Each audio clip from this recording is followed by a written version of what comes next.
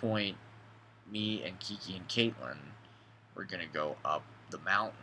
And it was beautiful. I mean, right across the road, there was this steep mountain with all these super tall, high canopied, I don't know what kind of trees they were. This is the most real tree. It's like a. It looks fake. like a, yeah. It's like a metal. It does. It's an amazing tree. It's so smooth and mucusy. Yeah. It's just got a snotty nose. It reminded me a lot of the West Coast. Reminded me of San Francisco. The kind of like crushed orange of like the mulch on the ground and the needle, the gnarled bark. You know, the tall, thin trees. And you could go in there, and even though it was raining, you were sheltered. What you're going to see here is Kiki is pouring like some kind of black cherry like seltzer water on her hands, and I thought she was doing it because her hands were dirty. She's pouring it out of a steel can. But it was raining now that I think of it. Like, why wouldn't she just clean her hands with the rain? She was doing it because because she was tripping balls, it was like just like psyching her out, man. Look at the salamander of the gods. Salamander right here. Is it orange? Mm-hmm. Oh yeah, there it is. Frog over there. He's just life, and I'm just life. Yeah. He's doing I alright. don't always let him down gently. I always have to let him down gently. In the world, in the life. Don't step on him now. So, like, we were walking up this hill, and Caitlin's wearing sandals. And I'm like, man, that's nuts. Like, walking up the fucking mountain, more or less, in sandals. But then I was like, you know what? It's Caitlin. She's indestructible, man. She can do it. We almost reached, like, this trail. There's, like, you can tell there's, like, a road or something where it kind of levels out. We're standing there, and we're kind of splitting apart. And I look over my shoulder, and Kiki is chewing on a stick. And it didn't seem that weird to me. It just seemed, I thought it was probably something Kiki did all the time, you know? I wasn't like, oh my god, Kiki's turned into a fucking animal. She said it tasted like water or something, and then Caitlin sort of walked on her way up, and we kind of separated. And I walked up the road, which is covered in all these kind of like thin, tall, about knee-high green weeds or whatever.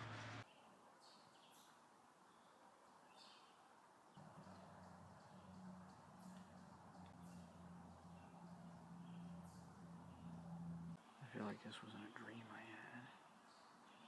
So last night I had a dream that Caitlin tried to kill me with a kitchen knife, like a long kitchen knife, and that's kind of one of the disturbing things about living here is there's all these kitchen knives always laying around everywhere, and I'm always getting high and like having conversations with the people at the table downstairs and like looking down and seeing kitchen knives and having these like super paranoid thoughts about like, you know, either one of us could take that and kill the other one right now. It's not that I would, you know, not that I think that anybody in the house would do that, but like this dream, she tries to stab me with a kitchen knife, and I remember it cut up all my right arm, kind of like through here, like in these little triangles, these weird little triangular scars. Yeah, fucking crazy river. Right.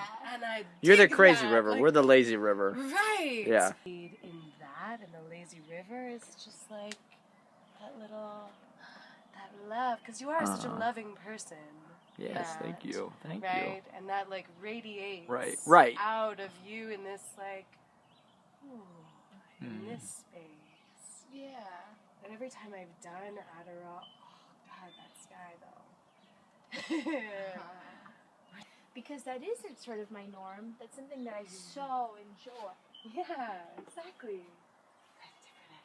Time to swing. Oh, you're gonna swing? Alright, go swing.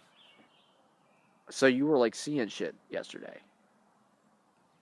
I was colors were like really incredible. There was a point, Yeah, right, that's where- kind of what Matthias was saying too. Yeah, everyone came out for a cigarette. Yeah. And I was just standing there looking at everyone, and suddenly the house started at the bottom and like rainbow fucking fluorescent, like every psychedelic poster I've ever seen, like, Whoa! ooh. And I was just standing there wanting to be like, guys, yeah! Oh my god! Knowing that no one else was seeing that, right? Wanting so badly But like, to share it. Kiki had this idea that she wanted to publish her diary. And one thing that happened at the house was we didn't have any music on any of our phones because everybody has Spotify, you know? So nobody keeps any actual music, like, on the, you know, it takes up space on their hard drive or whatever. So we were playing our voice memos. She started playing some kind of really personal, like, diary entry she had made when she was tripping balls. It was hard for her, you could tell, to expose herself in that way. I'm finally listening to the call of nature. I'm finally listening to the call of reality. I'm finally listening to my spirit guides. I'm finally listening. I'm listening. I'm here. I'm present. I hear you. I embrace whatever reality you present me. That's the only one that really matters. I'm in the mountains. I've removed myself. It took me time, but here I am. Here I am. I'm present. I'm here with you. I gorged myself full of food for 2 days. I'm so ashamed. I can't address it. I can't talk about it. It's secretive. I'm hiding it. But then I do it. And I talk to myself about it quietly. Matt knows because he and I are very similar in that way. Yep. Matt knows because Matt is his own person in that way. Wow. Sometimes I think I'm not high. I'm just walking, and then I realize that the stream coming out of my mouth is poetry. It's alive. It's Yeah. free, baby. I wasn't alive You got it. until I married things, but here I am. And as I was listening to it, I was sort of like, I didn't feel anything kind of judgment. I didn't really feel like she was giving away any kind of big secrets.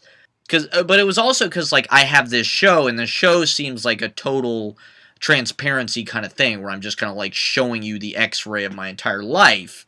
But after she played her diary, I put on mine, and I was very like, oh my god, like, I can't, because on the show I get to choose what I expose, I get to choose how it's presented, whereas, like, something where, like, you're talking directly into the tape recorder, you're being your most self, because it's a secret between you and your own ears, you know, you don't expect anybody's ever going to listen to, like, your personal voice memos. So you're being completely transparent. You really are being totally honest. And I am not that brave. I'm not brave enough to, like, really share literally my raw diary. You know, I can edit it. I can choose the best stuff. But that's the interesting thing about, like, a public persona is you feel like the more you kind of hide and present yourself in the best way, you know, you have, like, this shield of your personality and the way that you're framing things. And I think, paradoxically, people actually will appreciate you more if you are totally honest and you're totally congruent with what you're actually feeling on the inside and you don't try and hide that. I don't know, because total honesty can be really grotesque. I mean, about half of the human equation is this kind of ugliness and blemish and warts and all, as they say. Right? Yeah. And the thing is, I feel fucking whole again, like I haven't felt in a year, over a year. And I don't hate anything. My word is no better than yours, but it's a life I've created. It's something I'm growing, something I'm putting together of things that make sense, that feel good, and sometimes it's scary as hell, but this is very exposing.